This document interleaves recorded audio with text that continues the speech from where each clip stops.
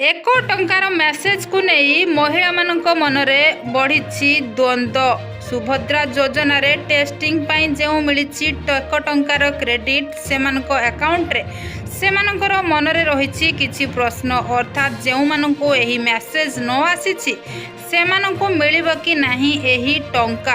तेबे कौन रही संपूर्ण खबर आसंतु आग को जानिबा पाई वीडियोटी को शेष पर्यंत देखंतु। हम चैनल सह जुड़ी रहा पाई चैनल को सब्सक्राइब करी पाखरे आसुथिबा घंटी चिन्ह को दबाई दियंतु।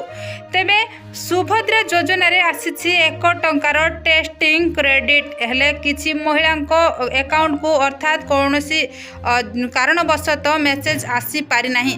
तेबे सेमानक मनरे रही एही प्रश्न, सेमानकु मिलिबो कि नाही एही टंका।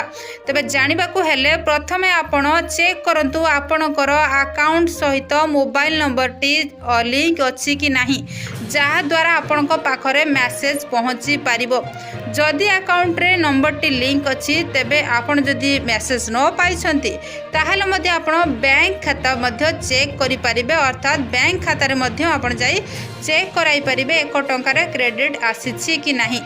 जदि ताहा मध्ये होइछि, जदि आपणक पाखरे वर्तमान सुधा 1 टंकार क्रेडिट अकाउंट रे पहुँचिनी ताहाले शेषरे आपण मध्ये चेक करि पारिबे अकाउंट सहित आधार सीड होइछि कि नाही। जदि अकाउंट सहित आधार सीड होई न थाए ताहाले ए पैसा आपण माने पाई पारिबे नाही वर्तमान पाई। तबे तुरंत आपण अकाउंट सहित बैंक जहा कि रहिछि आधार ताहाकू सीड करांतु, कला परे आपण पाई पारिबे एही टंका। कारण एहा हेउछि डेबिट पेमेंट डायरेक्ट बेनिफिशियरी जहा कि ट्रांसफर, वर्तमान आधार द्वारा एही टंका ट्रांसफर करा जाउछि। तेणु आपण माने प्रथमे चेक करंतु केउ अकाउंट टी आपणकर आधार सहित लिंक रही जहा द्वारा आपणक अकाउंट रे पैसा पहुँची पारिबो।